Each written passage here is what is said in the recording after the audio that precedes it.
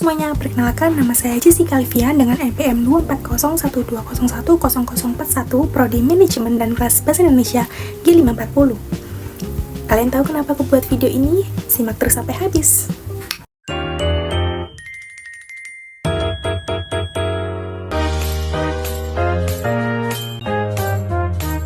Jadi udah tahu kan kenapa saya buat video ini? Jadi video ini dibuat karena saya ingin menampilkan beragam macam kesalahan berbahasa yang ada di lingkungan kita tanpa kita sadari. Mungkin kita lihatnya sih fine-fine aja, tapi ternyata banyak kesalahan-kesalahan berbahasa yang memang harus dibenari dan perlu direvisi nih. Jadi kita lanjut saja ke pembahasan yang pertama. Coba kalian lihat pemberitahuan di samping. Pemberitahuan di samping ini saya ambil sendiri loh, waktu saya jalan-jalan di Tunjungan.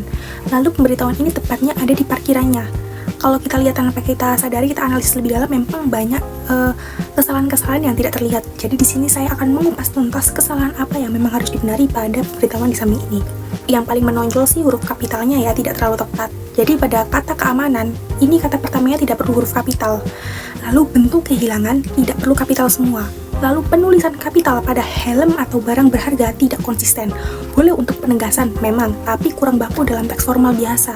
Jadi perbaikannya gimana sih? Jadi perbaikannya tuh gunakan huruf kecil kecuali di awal kalimat atau nama khusus saja. Contohnya seperti ini pembenarannya. Demi keamanan bersama, kami menghimbau kepada seluruh pelanggan untuk tidak meninggalkan helm atau barang berharga lainnya di kendaraan Anda. Seperti itu. Lalu kata yang salah ada kata kepada. Kata ini tuh tidak efektif. Frasa menghimbau kepada bisa dikatakan tidak efektif karena terlalu pemborosan kalimat. Jadi perbaikannya cukup kami menghimbau seluruh pelanggan. Seperti itu saja.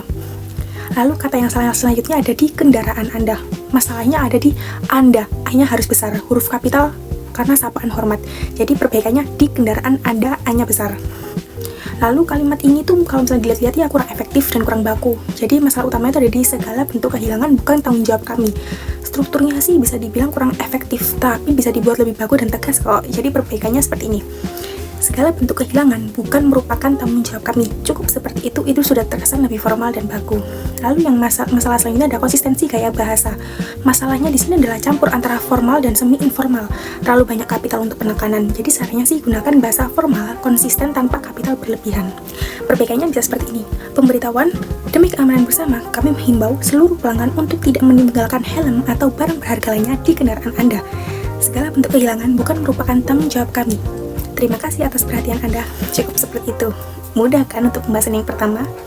Kita lanjut ke pembahasan kedua. Lalu untuk pembahasan kedua, coba lihat gambar di samping. Menurut aku gambar ini lumayan banyak kesalahannya daripada gambar yang pertama. Jadi kita mulai aja pembahasannya. Jadi yang aku notice pertama itu ada pada kata terima panggilan pijat. Menurut aku sih kurang tepat secara struktur ya, karena dalam bahasa Indonesia baku bentuk yang benar adalah menerima panggilan, bukan terima panggilan karena terlalu lisan. Dan perbaikannya bisa menggunakan menerima panggilan pijat. Lalu kata yang salah selanjutnya adalah urut refleksi, karena kurang tepat istilahnya.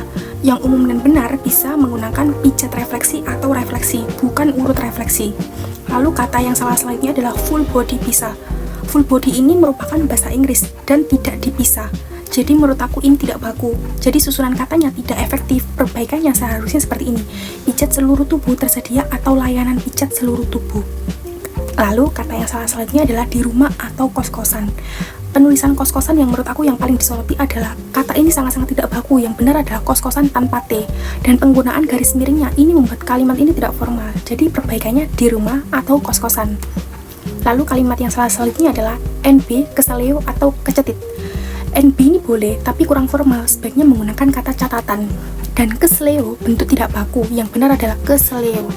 Kecetit ini juga sama, tidak baku. Biasanya menggunakan tergilir atau saraf terjepit. Perbaikannya, catatan (2) melayani keseleo atau saraf terjepit itu sangat efektif. Dan kapitalisasinya berlebihan. Semua huruf kapital kurang sesuai untuk teks informatif biasa. Sebaiknya hanya judul saja yang kapital. Perbaikannya bisa seperti ini. Menerima panggilan pijat, pijat refleksi, dan pijat seluruh tubuh tersedia. Melayani ke rumah atau kos-kosan. Hubungi 096 bla bla bla, catatan (2) melayani keseleo dan saraf terjepit. Itu sudah sangat-sangat efektif. Cukup rumit kan pembahasan untuk yang kedua. Kita lanjut pembahasan yang ketiga. Kita masuk ke pembahasan ketiga. Coba kalian perhatikan himbauan di samping ini. Terlihat seperti betul saja kan? Tapi sebenarnya banyak makna yang perlu dibenari dan analisis-analisis apa di dalamnya yang memang mengandung kata-kata yang kurang baku dan kurang efektif. Kita lanjut saja pembahasan untuk yang ketiga. Kata touchless. Penulisan touchless ini kurang lazim. Kenapa sih kurang lazim? Karena yang benar dalam bahasa Inggris itu touchless itu tanpa tanda hubung atau nggak usah pakai spasi. Jadi perbaikannya touchless leave button. Udah, itu kalimatnya yang benar. Lalu untuk terjemahan tombol tanpa sentuh itu kurang alami. Dalam bahasa Indonesia frasa ini tuh terlihat seperti terjemahan langsung. Dan bagaimana sih perbaikannya yang betul? Perbaikannya itu cukup seperti ini, tombol tanpa sentuhan, atau yang lebih natural, tombol lift tanpa sentuhan, seperti itu. Untuk kesalahan yang selanjutnya ada posisikan atau gerakan tangan Anda. Seperti analisis kesalahan sebelumnya, tanda miring ini kurang formal dan dalam teks instruksi sebaiknya pilih salah satu atau gunakan kalimat atau. Jadi perbaikannya posisikan atau gerakan tangan Anda, seperti itu. Kalimat yang salah selanjutnya adalah di depan alat sensor. Ini termasuk pemborosan kata alat tidak perlu, jadi perbaikannya cukup di depan sensor. Lalu juga konsistensi bahasa campuran Inggris dan Indonesia ini boleh sih, tapi untuk signage.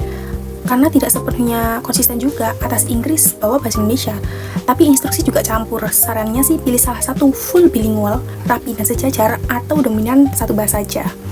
Pembenaran finalnya, touchless leave button, tombol lift tanpa sentuhan, please or wave your hand 10 cm from the sensor, posisikan atau gerakan tangan Anda 10 cm di depan sensor. Cukup seperti itu pembenarannya. Cukup simpel kan? Oke, kita tidak terasa ya sudah di penghujung pembahasan. Terima kasih sudah menonton sampai akhir. Mohon maaf jika ada salah kata. Wassalamualaikum warahmatullahi wabarakatuh. See you.